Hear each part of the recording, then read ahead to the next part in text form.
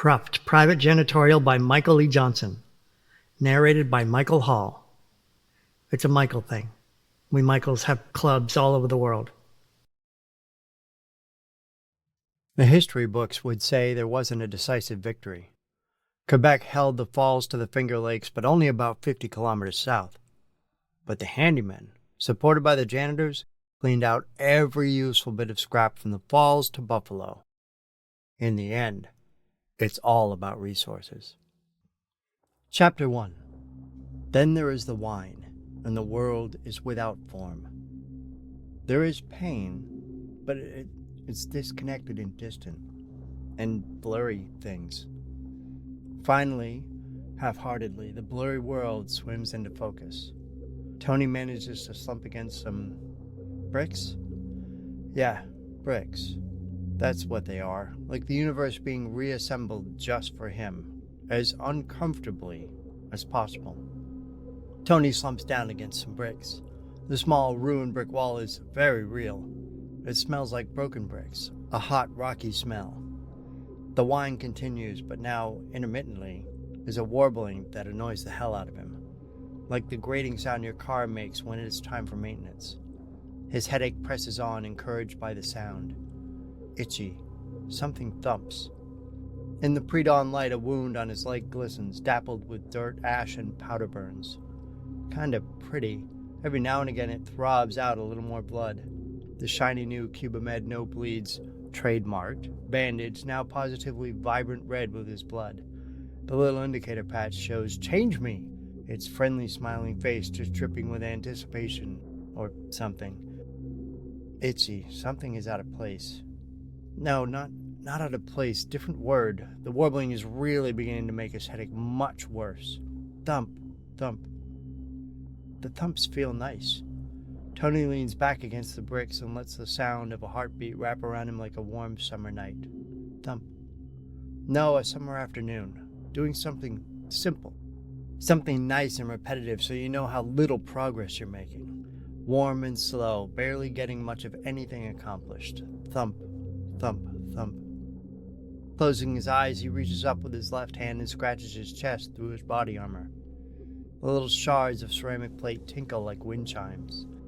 Stopping, he pulls out one of the little pieces and tries to examine it. Tossing it aside, he pushes his index finger through the hole all the way down to the shirt. A piece of twisted metal sits flush against his skin. It's flattened out enough so he can't pull it through the hole. He'll have to take a look at that later. Still itchy.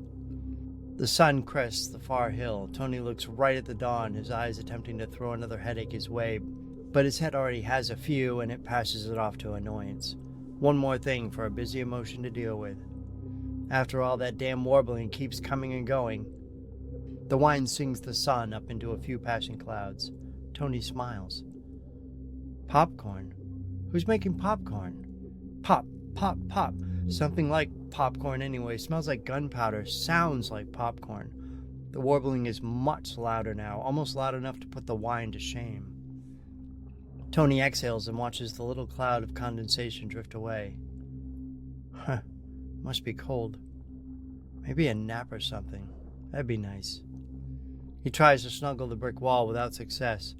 He leans over to adjust his pack and notices he hasn't got one. Looking around and shifting his weight, he faces the sun again. Disappointed, he slumps back against the wall. Now where the hell did my other arm get to? Upstate New York, on the field of battle, the scenic green hills blasted and charred.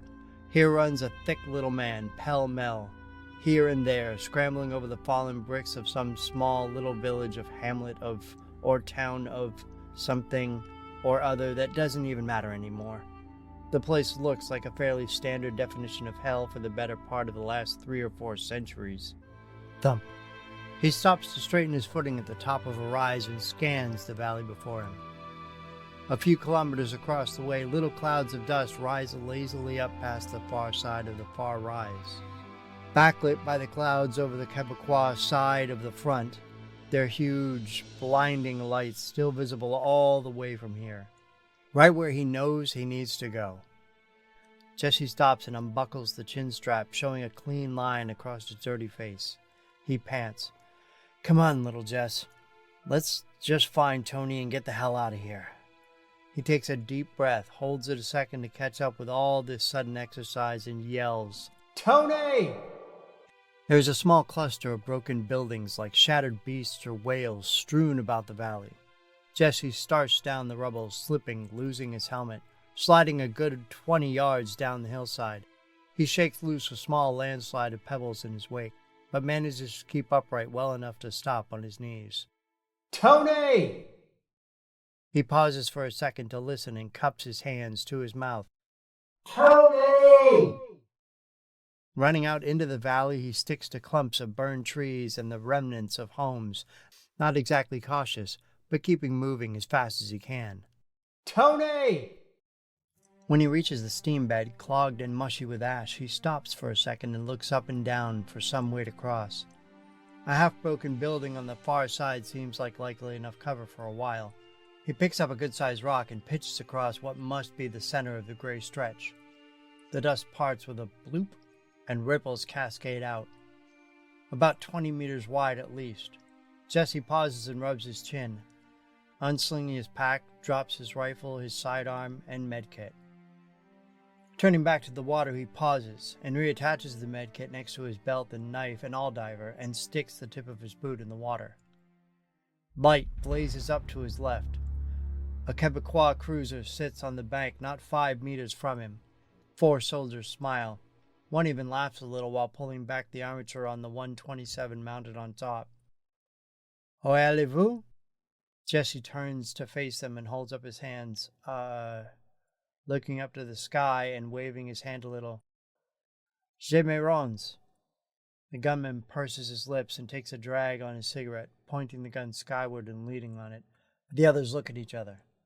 Pointing his hand to Jesse, he looks relieved. Je me rends." Jesse puts his hands down.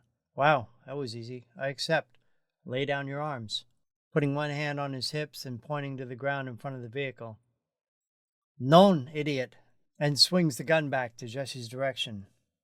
Jesse thinks better of his luck and quickly jumps to the right, landing nearly ankle deep in the water with a small splash. One of the soldiers picks up the microphone for the Jeep and says over the loudspeaker, "Les dames et grâce will make you quietly." Jesse starts crouching and then runs hell-bent for leather for the middle of the shallow stream and the crumbled building on the other side. The gunner starts firing while the driver brings the vehicle around but isn't able to track quick enough to keep up with Jesse's flight. The larger rocks in the shallow water throw the vehicle around quite a lot, and the bullet sprays next to random, pinging off rocks, wood, buildings, and the water all around the figure making his way into the morass of bricks and char. Not stopping for a full 20 minutes, Jesse pauses near a wall closer to the top of the ridge to catch his breath, take a leak, and listen for his pursuers. He feels around for his water bottle, now obviously laying back on the bank behind him, and sags. "Jesse, you gunge, I am not nearly drunk enough for this."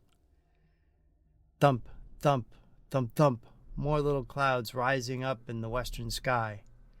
Just over the rise and into the next flattened valley, Jesse spots Seed Crete enemy emplacements silhouetted against the raging lights of Niagara, and starts using a little more stealth heading along the valley floor. As he nears it, he notices the entire front has been blown out, like some kind of party favor. On the ground nearby, he sees a United Services helmet. Picking it up and rolling it over in his hands, he pulls back the tab inside and sees a name. Anthony C. McGarney. Holy hell!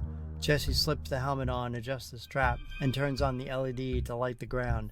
He can smell Tony's sweat now. "Where are you, buddy?" Looking in and around the turret, Jesse finds a slight trail of blood leading off along the ridge. Slowly picking through the rubble, he makes his way back down into the valley and far off to the north. As Jesse's feet tire, and he starts having a hard time focusing his eyes anymore, a cold, cowardly sun decides to finally peek out between the slim, clear sky and the horizon, beneath the low-hanging clouds.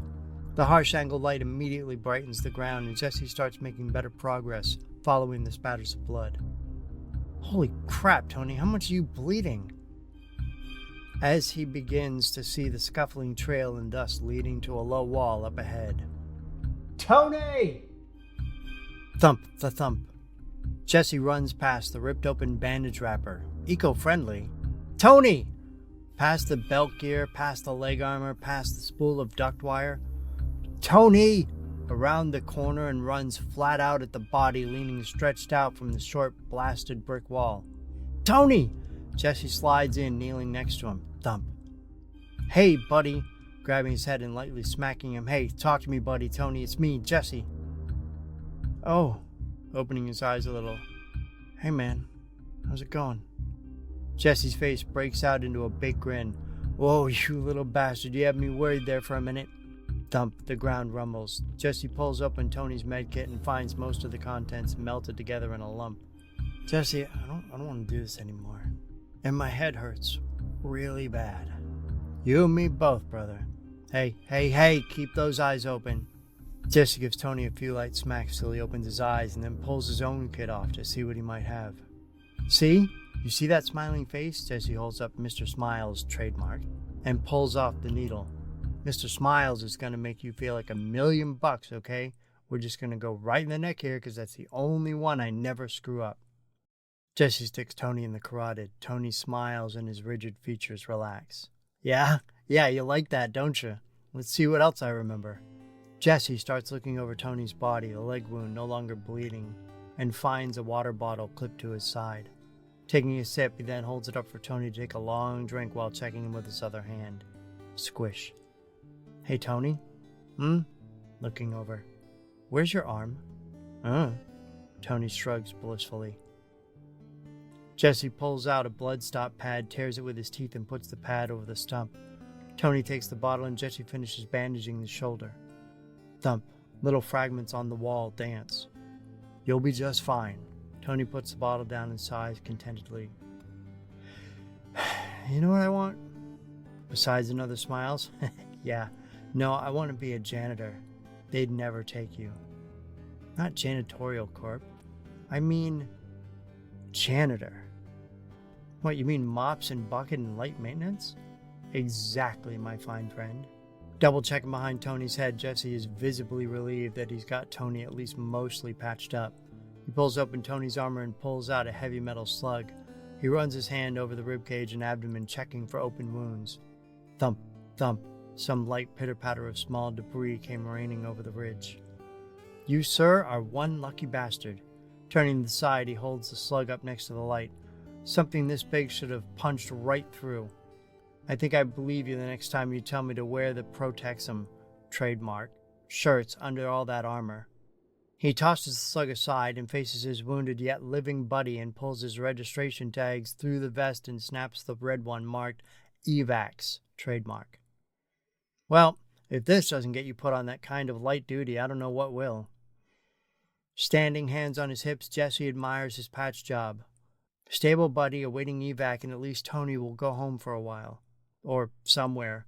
And Jesse might at least get a little bonus pay from the Dash and Patch achievement.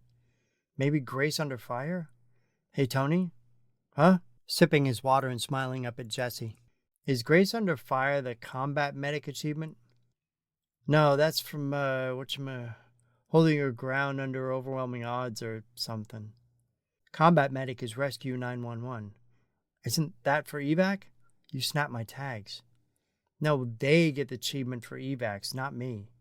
Oh. They stared at each other. What were we talking about? Tony grinned. Man, what's in that stuff? Nice things, he smiled. Whatever. I should get a couple $100 for the patch job. Cool. What are you going to do with the money? Get the hell out of the service. He didn't really hear it. Poetically, the world would have swam to blackness, but instead it was like the ground just coming up to meet you from behind, 1,000 degrees of flaming, angry wall. His brain, given the circumstances, just turned off like a switch. He was still out cold when the handyman picked him up. He would have laughed had he seen a couple 100-year-old antique Huey belching soybean oil smoke come up over the hill. The welded-on 200s nearly sawing the Quebecois cruiser in half, picked up boys and flying off as quick as they came.